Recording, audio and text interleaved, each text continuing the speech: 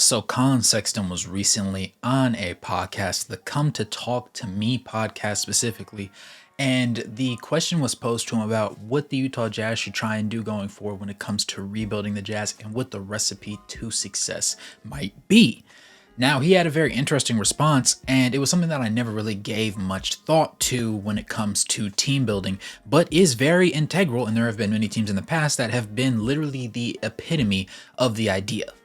Hello there, if you're new to the channel, it's your boy Wraith Hoops. Go ahead and smash that like button, subscribe, and turn on post notifications if you're into NBA basketball. And without any further ado, we're going to go ahead and get right into the nitty gritty.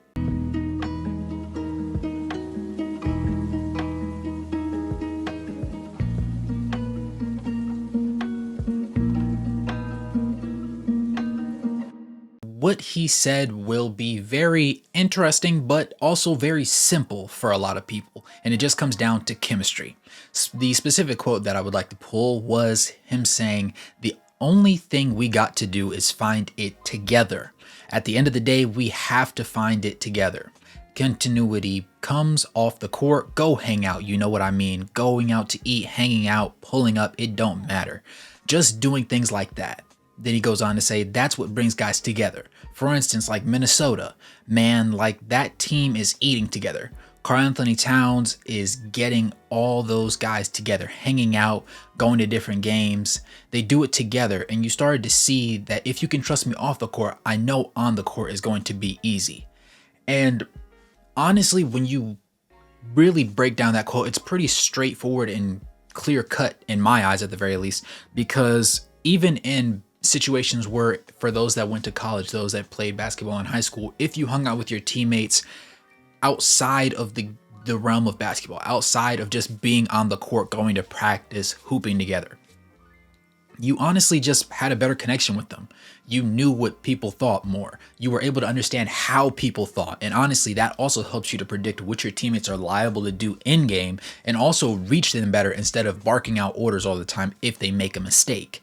It's the forgotten aspect of basketball that a lot of people don't pay attention to because they just think if you throw a bunch of good players together and have them run the basketball out, they're going to win a game. And that's not a guarantee. A lot of times, a lot of good pieces can get in the way of each other, especially if they have the same exact skill set to a certain degree, like a team like the Phoenix Suns does. That's why they got ousted in the playoffs in the first round by the Minnesota Timberwolves. But I believe that him picking the Timberwolves specifically was actually very interesting and very telling because I, for one, really enjoy watching Timberwolves basketball. I like the way that they play for each other, the way that they buy in on defense, the way that they're all willing to have an open dialogue about the criticisms that they all have with one another and who needs to step up. There's never any hard feelings about things, and that's something that you really have to pay attention to these days with the way that mental health is being viewed in the league, because a lot of players don't stomach things the same way that teams in the past may have or teammates in the past may have. It's not so much a thing of them being soft per se, but they just don't openly communicate with each other in friendly realms the same way that a lot of other players do. And that's perfectly fine and acceptable, but the middle ground is to make sure that you're finding a way to reach your teammate. Because at the end of the day, if I'm saying stop in English and you're saying stop in Mandarin, we're both saying the same thing, but we both don't understand each other because of the languages that we're talking. We don't comprehend them to each other. So you can say the same thing, you can mean the same thing, but also not be on the same page about it.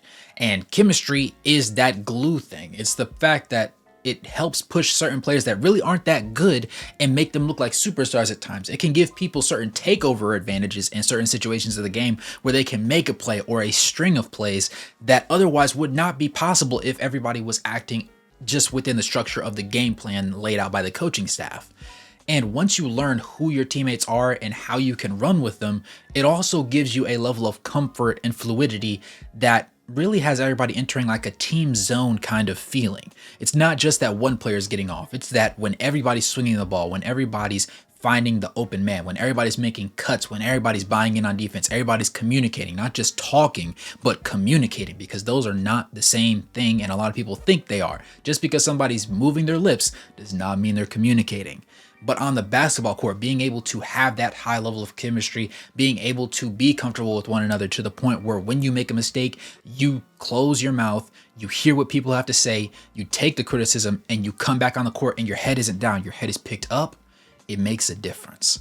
And for a lot of championship pedigree teams, even if you go back to a team like the Golden State Warriors, really there were very few magnificent players on the team. Yes, it's powered by Stephen Curry, and to this day, they're being dragged by him to whatever heights that they can manage to get to. But they also had Draymond Green, whose specific abilities relied on the defensive side of the floor.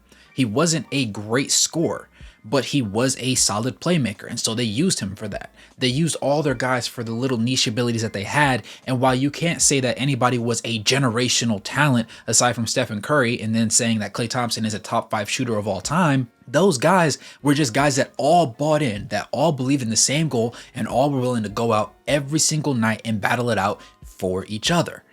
And when you have a certain level of camaraderie, a certain level of understanding, even in losses, you're more privy to learning what you missed out on. And I think the Utah Jazz going forward will need that a lot.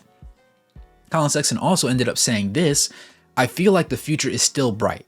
The future is definitely bright. We got a bunch of great draft picks this last year, and our last draft was amazing.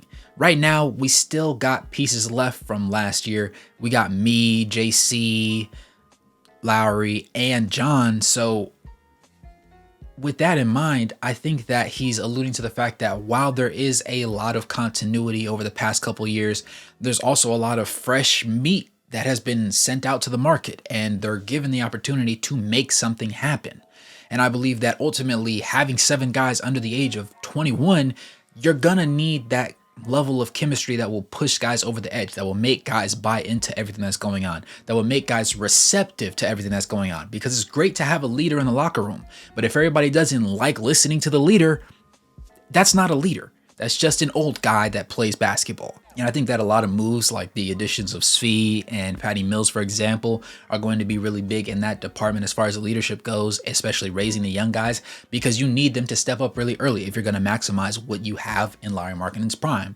Obviously, he's entering that range of that 28 to 34-ish range where guys are at the peak of their powers. If you say, okay, we're going to have 3 years of constant development, we're going to tank this year, and we're going to decide where we're going to go from there forward, then you need to know that you have the ability to push the young guys ahead at a very rapid pace and grow them together so that other people don't get left behind while you only have some of the fruits of the labor to depend on when you have the best shot at getting a championship and being a championship pedigree team. I think this team has a very bright future ahead of them. And aside from this year being really muddy and really rough, I think that it's going to stand to reason that they're going to have the opportunity to make special things happen in the future. But let me know what you guys think in the comments below. As always, I'm interested to hear your opinion. Go ahead and smash that like button, subscribe, turn on post notifications, drop a donation, or become a member of the channel to help support the content. And as always, it's your boys, Braith Hoops. Good morning, good evening, and good night, no matter where you're in the globe watching. Thanks for tuning in, and I'll catch you guys in the next one. Peace.